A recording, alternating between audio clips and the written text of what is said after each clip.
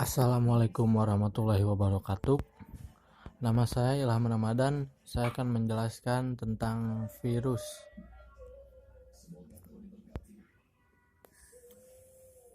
Kata virus berasal dari bahasa Latin, yakni virion yang berarti racun.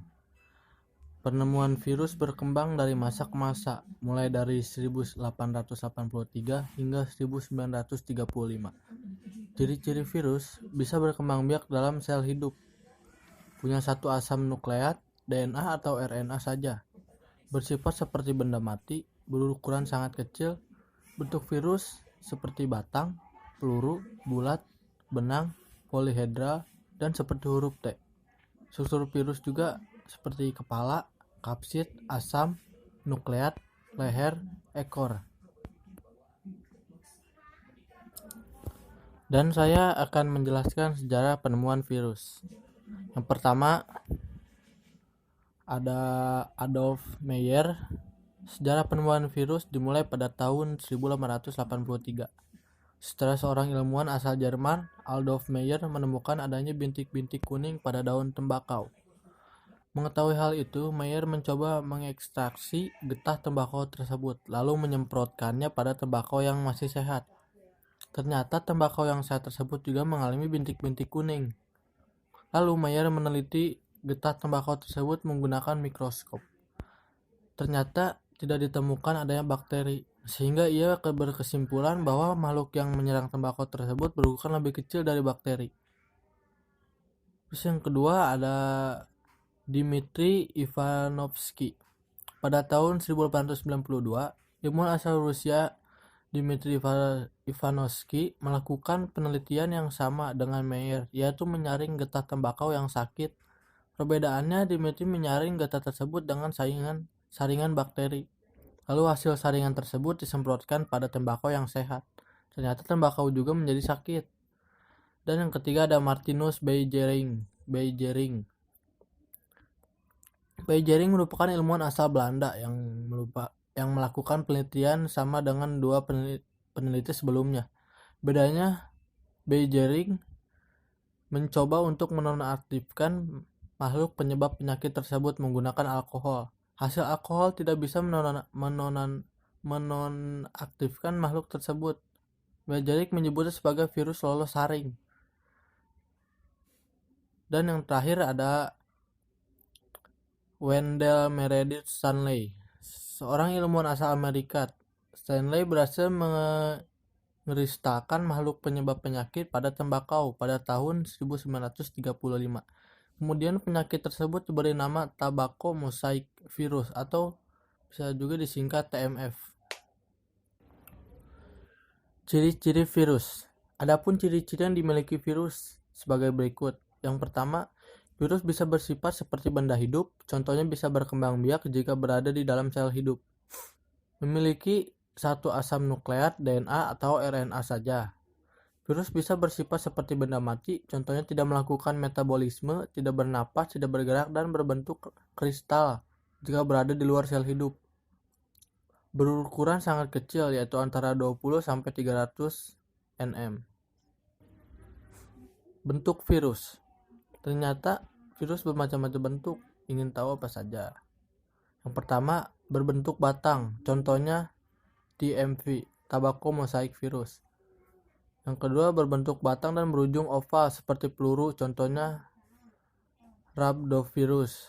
Yang ketiga, berbentuk bulat. Contohnya HIV, human immunodeficiency virus, dan orthomysovirus.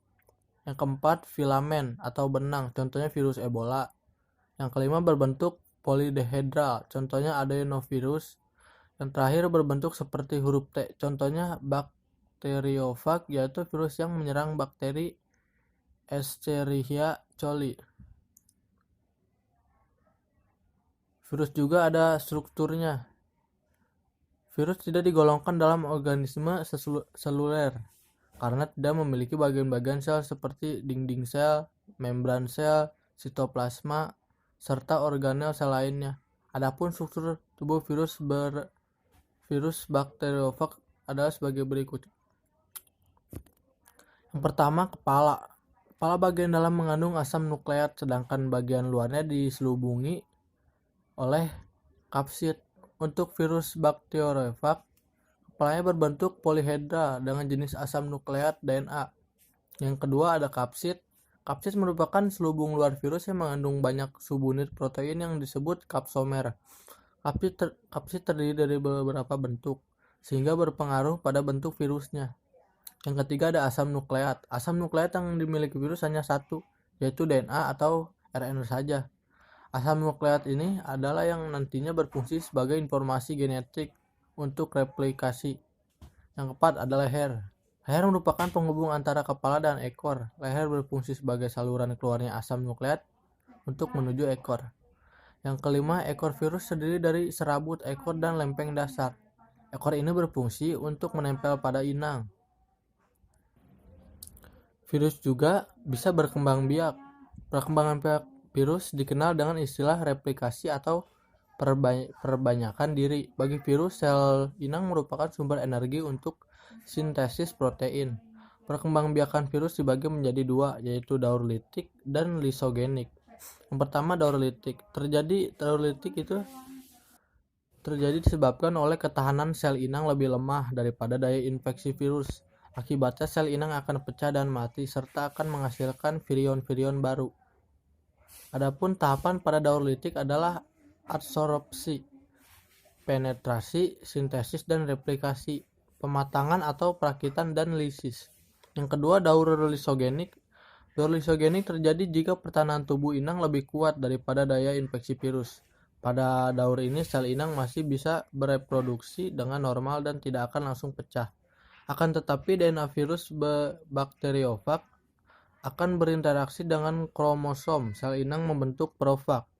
Saat sel inang yang mengandung profag tersebut membelah diri, barulah profag akan diwariskan ke sel berikutnya. Adapun tahap pada daur lisogenik adalah adsorpsi dan infeksi, penetrasi, penggabungan, pembelahan, sintesis. Tetapi virus juga ada manfaatnya. Mungkin Kuiperian bertanya-tanya apakah benar virus bermanfaat? Bukan virus selalu merugikan makhluk hidup. Jika ditinjau dari satu sisi saja, pernyataan di atas memang benar. Akan tetapi jika dianalisis kembali sifat struktur dan klarifikasinya, ternyata virus masih bisa dimanfaatkan untuk membantu makhluk hidup. Apa aja manfaatnya? Yang pertama, virus memiliki selubung yang tersusun dari subunit protein. Protein selubung dari virus ini bisa dimanfaatkan untuk membuat vaksin protein agar protein respon kekebalan tubuh untuk melawan penyakit. Yang kedua, bisa digunakan untuk terapi gen melalui rekayasa genetika. Yang ketiga, pengobatan secara biologis, yaitu dengan melemahkan atau membunuh bakteri yang bersifat patogen. Dan yang keempat, ilmuwan dari Inggris berhasil menginokulasi partikel virus dan mencampurnya dengan senyawa Fe atau besi untuk membuat kapasitor. Yang keenam, sebagai biopestisida, yaitu pestisida biologis di bidang pertanian yang tidak mencemari lingkungan. Yang keenam, produksi interferon, yaitu senyawa yang mampu mencegah replikasi virus di dalam inang. Dan yang terakhir, pembuatan hormon insulin dengan cara mencangkokkan virus ke dalam gen penghasil insulin dalam tubuh bakteri agar dihasilkan insulin dalam jumlah besar. Adapun penyakit-penyakit yang disebabkan oleh virus. Yang pertama, cacar variola disebabkan oleh virus jenis orthopoxvirus. Yang kedua, campak disebabkan oleh morbillivirus. Yang ketiga, AIDS disebabkan oleh HIV. Dan yang keempat, flu disebabkan oleh virus influenza atau parainfluenza. Yang kelima, flu burung disebabkan oleh HPAIV, yaitu High Pathogenic Avian Influenza Virus. Yang keenam, rabies disebabkan oleh rhabdovirus. Yang ketujuh, tetelo disebabkan oleh virus NCD. Yang ke-8, mozaik disebabkan oleh TMV atau tobacco mosaic virus. Oke, sekian dari saya. Terima kasih. Assalamualaikum warahmatullahi wabarakatuh.